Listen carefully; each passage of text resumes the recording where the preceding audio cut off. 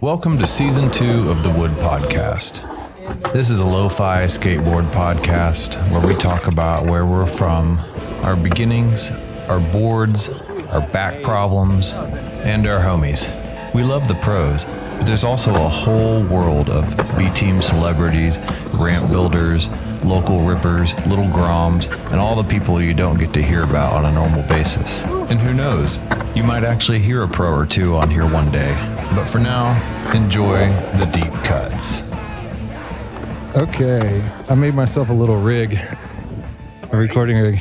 Okay, welcome to another edition of the Wood Podcast. I randomly, in an impromptu fashion, decided to come out here and to the field, the P field in Pflugerville to check out some slalom skating, since Brad Roberson spoke about it in the container episode. And here's the king of slalom himself, Mr. Lou Statman. I wouldn't go that far, but I do enjoy it. It's fun. Cool. Here, we'll pass this back and forth. Okay, so I'm going to just ask you a few questions about your slalom experience. How did you start slalom? Actually, first of all, do you know anything about the origins of slalom? Yes. Okay, I'm going to give you the mic and let you rant on that. All right. So slalom skateboarding is basically the original form of competitive skateboarding. I mean, back in the 60s or late 50s, when guys started going downhill on skateboards, it was, hey, let's set out some cones, be like those snow skiers. And, you know, Surfing roots? Well, it's kind of, you turning on a skateboard, it comes from surfing. The object's also to drive yourself forward to break that light beam first across that finish line. It also cuts down wind resistance. It's just like the stance of a surfer. So going downhill, then you start kind of getting into that ski area and being competitive. And then like, so you can get through the cones fastest. Because you watch this, there was a Wide World of Sports skateboard competition from the 60s. These guys were wearing like baseball batter helmets. And the Hilton brothers, you know, Paris Hilton's uncles, were pro skateboarders in the 60s. Oh, no way. So, I mean, they built this hill out of plywood and had a urethane layer on it. And you can watch this. It's on YouTube. And they're riding clay wheels on this thing. They're going almost straight back and forth across this hill and then straightening it out to go down a little bit faster at the end. And that's kind of the origins of slalom, like big time slalom competitions. Yeah, I know that Wild World of Sports clip. Chip and Cory used it in their podcast with, what's his name, and Tony Alva, that famous Henry Hester.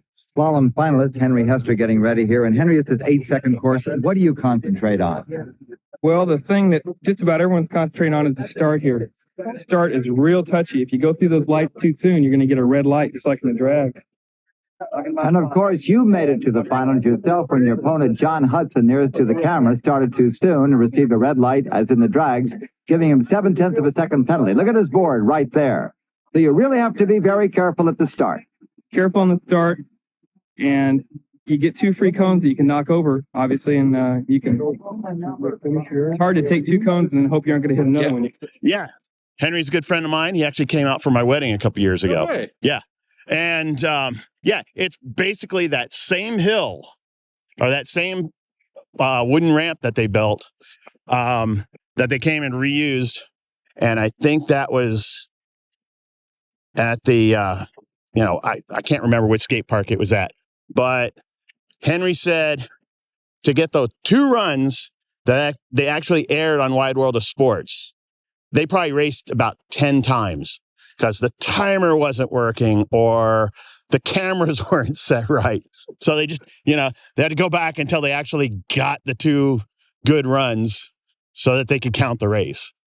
Okay. But, in the 70s, which is kind of when I started skateboarding, you skated everything you could put your wheels on. And I just happened to live in East Texas, and we had a good smooth asphalt hill in my neighborhood. So we would just get on the hill and go fast down the hill. And we'd get those plastic pots that you get with potted plants. Yeah. or with plants from the nursery, and we'd set those out on the hill or set them down the driveway, and we'd do slalom through those. And it was just, it was fun when I was a kid. Yeah, I loved doing slalom because we didn't have ramps, and the nearest skate parks were in Dallas. So that's kind of what we did. You from the suburbs of Dallas? No, I'm actually from Longview, Texas. Oh, okay. So East Texas, in the piney, behind the pine curtain, as my mom used to say. Yeah. So Blue Wilson, good friend of mine, been skating with him for over 40 years. He started Grackle Skateboards, and just, hey, it's a Texas company, let's support. Rad. So you're still doing slalom now? Obviously. Yeah. As soon as I early 80s started skating vert, and really kind of still see myself more as a vert skater, although I haven't skated as much as I would like to because of injuries. Yeah. But I got back into slalom racing around 2006. And first race I went to, it was just like really, really fun. I mean, it felt a lot like going to a backyard vert contest in the 80s. And even going to like a major race still felt like going to a vert contest in the 80s. Because everybody there, it's like going to a class reunion with the people that you want to hang out with. Yeah.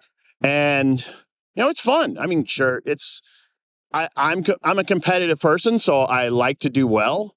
I don't always win, but I have fun. And it's just like coming out here. I want to skate. I want to take as many runs as I can. And, bringing other guys into this, because it's been for a long, long time off the beaten path. Yeah. Because talking to Henry back in the 70s, the freestyle guys that were on the team on GNS, like the young kids like Neil Blender, those guys, they would have to drive across country. The guys who are the racers got to fly. And, slalom is something that, you have skateboarding in the Olympics now, which, I think the Olympics needed skateboarding more than skateboarding needed the Olympics. But slalom skateboarding is like just the setup. You win by time. You don't win by judging or, anything like that. It's kind of the most Olympic style part of skateboarding. Yeah. But, at least right now, there are no TV shows. There's no proof of ratings. So when the part of the sport being accepted into the Olympics depends on your TV ratings, yeah, we're a long ways off. Yeah. Well, to me, slalom is kind of like the ultimate, I guess, protocol sport, because you are about the clock only. When you talk about somebody winning by style, and like somebody's opinion has subjectivity on whether or not somebody pulls a trick off good. But with slalom, it's literally up to the clock. Right. I mean, you could have the worst looking style, but if you're fast, you win. That's pretty cool. Pretty much, when you get up into the upper levels and it's all about speed, everybody kind of does have a good style. Yeah. That's cool. And you can tell it's just somebody gets on there and it's like, oh yeah, that guy's fast. Yeah. And you're still competing, so tell us about like the most recent contest that you've done. Well, the most recent race I went to, that was the shootout at the Chute ditch race. Yeah. And I got second place. Jeff Minks got me by 0.4 of a second, which, all right, Jeff, good job. He's been skating with us for going on 3.5 years. And he's already ranked in the one of the top 5 amateurs in the world. Damn. So, I'm impressed. Jeff is always just getting faster and faster. Yeah. And he's one of those guys that just has that smile plastered on his face, so he's having a good time. Right. Yeah. And before that, there was the Mecca Ditch race out in Las Vegas and the World Championships in Salem, Oregon. Okay. But you recently went to San Diego too, right? Yeah. San Diego's kind of a hub for slalom racing in the U.S. That dates back all the way to the La Costa boys back in the 70s. And I've been lucky enough to be a board member on La Costa Racing and fully support what they do. And, they've been involved with the U.S. team, which is something that's new. Huh. It started up last year to go to the World Skate Games in Argentina. And we actually lucky enough to have 3 people from Texas that raced, myself, Maggie Harrison, and Alira Soulsby Monroy out of Houston. Okay. Cool, man. And you placed for Rome? yes, I have qualified for the team once again, and I will be going to Rome in September. So That's looking forward to it. Yeah. So do they have like a big slalom scene in Europe? It is incredible. When slalom pretty much died out in the early 80s, they never stopped doing it in Europe, especially in Eastern Europe. Yeah. So Latvia and the Czech Republic. Petr Matuš in the Czech Republic has done a whole lot in building up a team of skaters. He does skate camps and encourages new riders. And the young guns coming out of the Czech Republic are amazing. That's insane. Who would have thought? Yeah. I mean, they're in Latvia, and Latvia is a small country, but Janis Kuzman, who is currently the #1 racer in the world, comes out of Latvia. And there's 2 brother and 2 sisters that are just killing it as well. Yeah. What do you think about the future of slalom? Do you think it's going to pick up a lot of steam here? I'd like to see it pick up some steam. We're doing our best to try to promote it. Yeah. And it all comes down to we've got to get younger people riding. Yeah. It's really incredibly fun, and it's a family activity. So, you can come out and My wife and kids out there. just even if you're not competing, just come out and have fun. Yeah. It's essentially you're just leaning to turn the board. So it's basic skateboarding. Yeah. And the more you do it, the better you get. And then, you can get into it for, I say, relatively inexpensive, because reach out to a company like Skate Kings, and you can get a basic complete setup for under $200, which is little on the high side for a basic skateboard, but it's different. I like to compare, like, slalom skateboarding is more like the Formula One of skateboarding, where the gear is super, super technical, and not a whole lot of people do it. So the people that, it's kind of an elite group at the very top, but we're always looking for more people to get into it. Well, speaking of technical skateboards, you want to show me and Cory, Ethan have their boards too all set up. All right. So this board is essentially your Formula One racer. Okay. It's a carbon fiber deck with machined aluminum trucks and precision pivot bearings and everything. And so this board, if you just went and bought it retail, you're probably looking at about $1,000. Ooh, man. Yeah. So it's good to have sponsors. That's a banger. And then if you look at Cory's board, he's got some a little bit newer don't trip trucks, which you can actually adjust the base plate angle. That's the brand name, don't trip. Yes. And those are the Slalom trucks. And that board he's riding right there, I actually pressed it. Yep. So you can get into the weeds, and you can start, like, the DIYers, you can make your own boards.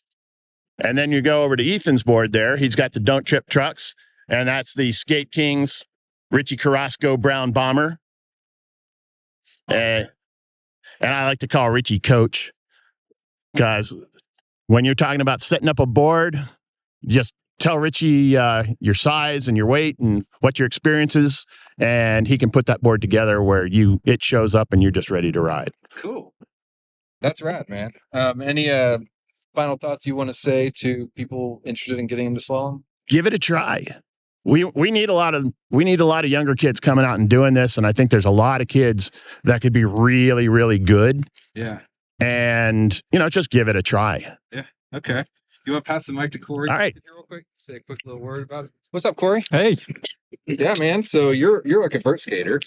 I am a vert. Apparently. That's what they tell me. I was, Right here. again, just having fun. Yeah. And Lou gave me this board for slalom, and then, well, I had to go get trucks, right? Yeah. So trucks it was a couple $100, and this one was, well, $150 for the back one, and then you got to get big wheels and nice bearings because you want to go fast. So, so thanks, Lou. You're welcome.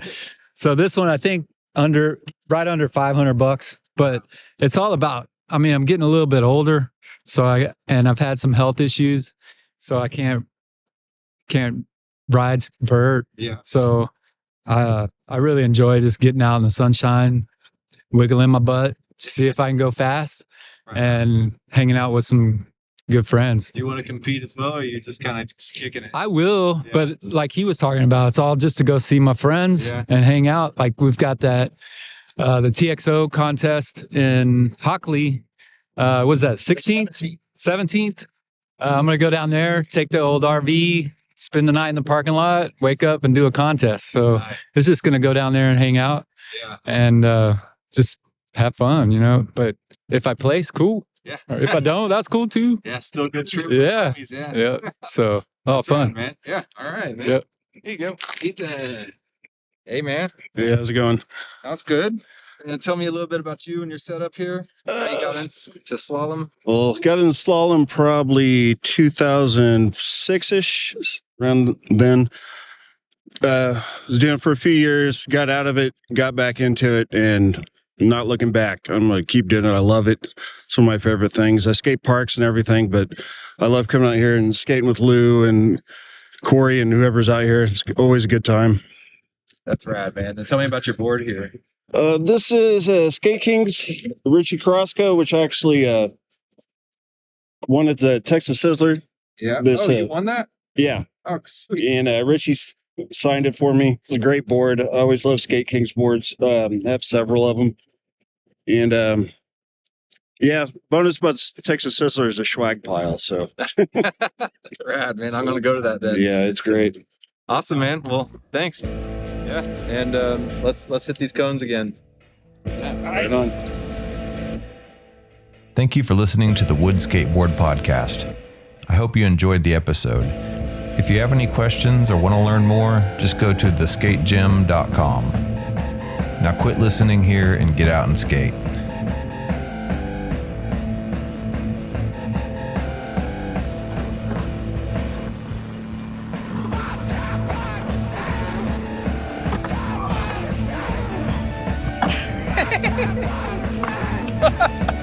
That was a lot of noises.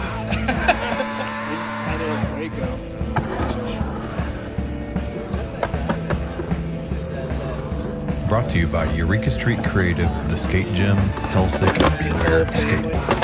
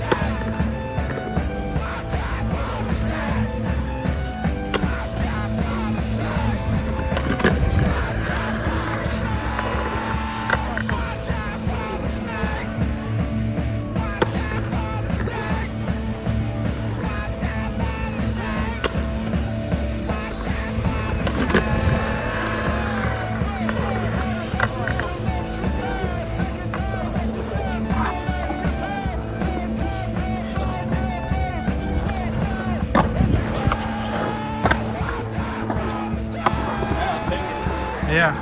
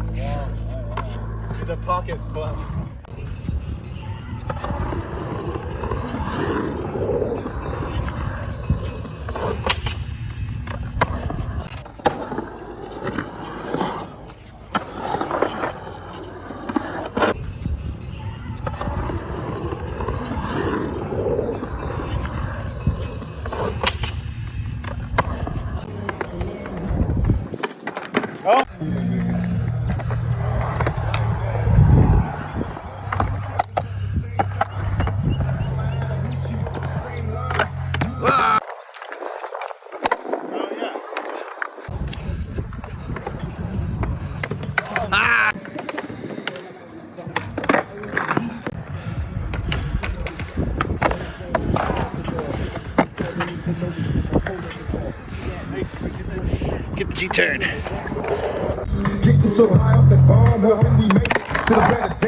Yes.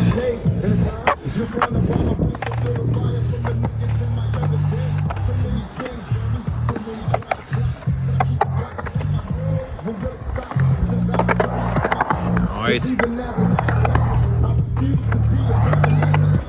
Go.